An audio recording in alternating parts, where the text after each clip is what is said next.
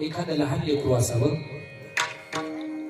घरामध्ये आई स्वयंपाक करते आणि लहान लेकरू रडते. घरामध्ये आई स्वयंपाक करते, स्वयंपाक भांडे करते, लहान लेकरू रडते. तेव्हा लेकरू रडायला लागलं. आता आईच्या हात पाण्यानं भरले, थंड गारवा सुटलाय म्हणून आई त्याला खेळणं बघते. बाळा आलेच 5 मिनिटात खेळ. ते लेकरू खेळणं फेकून देतं. महाराज काही काही करून विनवण्या करायला लागते ती आई.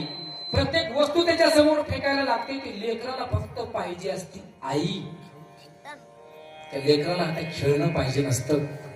लेकराला दूध देऊन बघते, काहीतरी खायला देऊन बघते, पोळी देऊन बघते, भात देऊन बघते, भात तूप देऊन बघते, दही भात देऊन बघते. लेकरू ऐकायला तयार नाही. लेकराला काय पाहिजे असतं बाबा? आई पाहिजे असती.